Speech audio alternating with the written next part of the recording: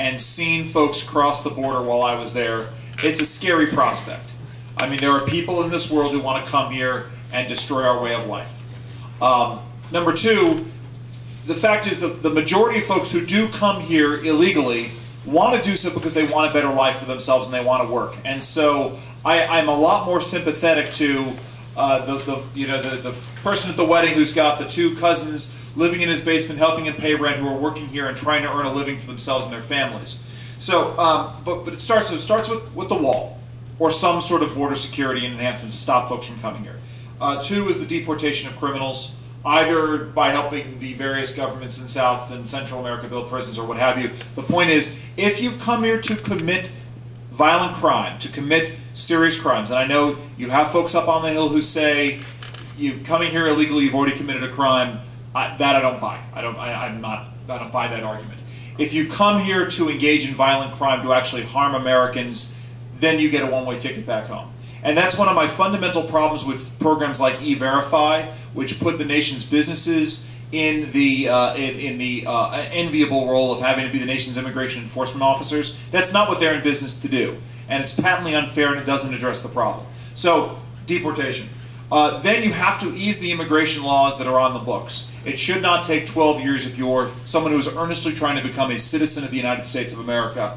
We got to make the line faster to move through to become a citizen. We want folks who want to come here and make lives for themselves. America is not America without the immigrants who built it. And all of us, even those who are Native Americans, came here from somewhere else. Whether it was coming over the Bering Strait and the crossing or coming over in various ships, we are all immigrants to this country. So we all have to recognize that fact that America was built by immigrants. And finally, for those who do remain here, I think Mike's presented two very good options for that. There has to be a slower path than the path for those who came here legally towards citizenship.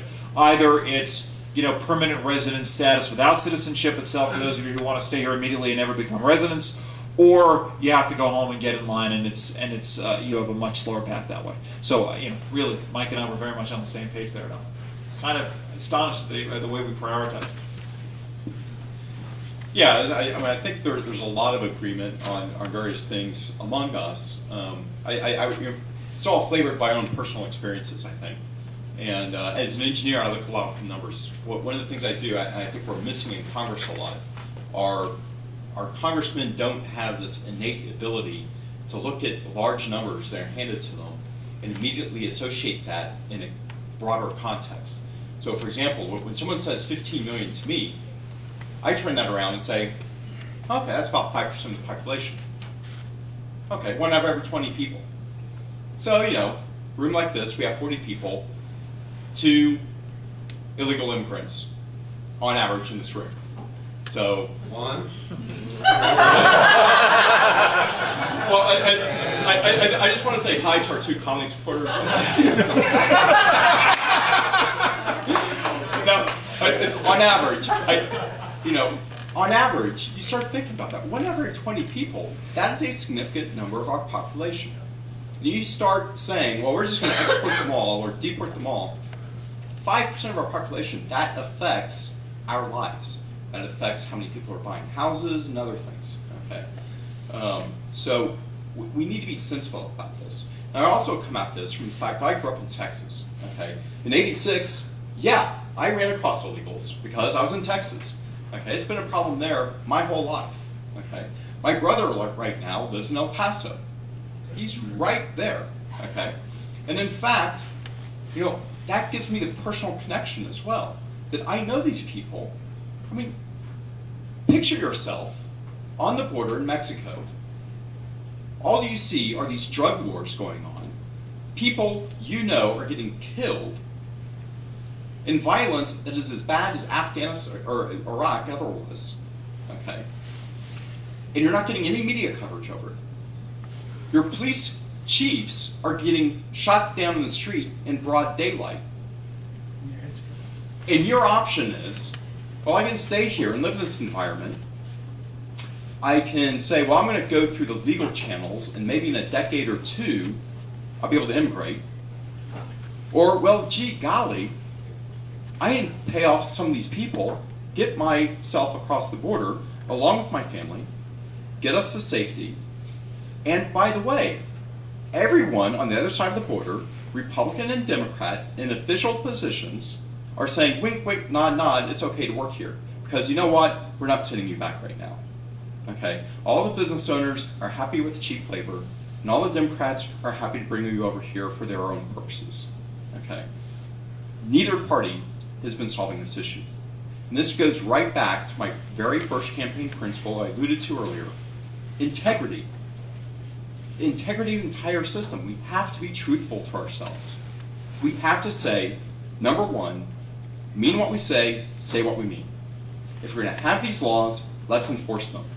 Now, yes, I do think we need to reform these laws. I think we need to make it easier for the correct immigrants to get over here. By correct, I mean specifically people who want to come here, who want to work hard, who love the opportunity that America provides. People who want to come here and assimilate into our culture, who love the ideals of America and share our values. And they want to learn what has made America great from the begin with. Okay? That's very different than our immigration policy right now. Our immigration policy right now is primarily, oh, you have a family member here? Oh, come on in. No, wait a minute. No, but you want to work here? You want to contribute to our society? Great. Okay, that should be our measuring stick.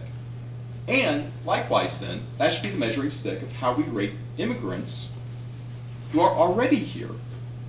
Okay, you came in illegally, but you can prove you've been working hard, you've been paying taxes, including maybe even Social Security taxes.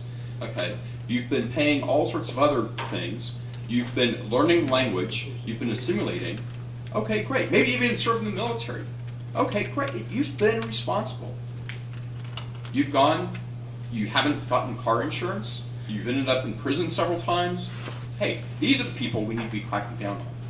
Now, until we change that law, we need to honor the law we have in place.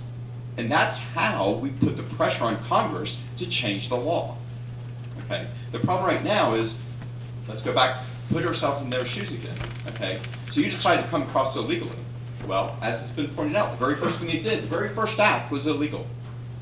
But they also knew, well, everyone's kind of getting along with wink and a nod. What does that tell them? What's their perspective of that? They're fleeing a corrupt country into a country that is also corrupt. Because someone gave them a job. Someone gave them a fake Social Security card. Everyone knows what's going on, and we're not enforcing it. So what we're telling them, essentially, is this country is just as bad. It's just we happen to have more money. So come on over, take advantage of us, and be a part of the corrupt system. We need to change that entire model. We need to tell them, when you get here, we do things differently. We need to educate them that that is what has made America great in the past. We need to go back to those basic values and go back to the truth and enforce the laws we have on the books. Well, I want to thank all the panelists tonight.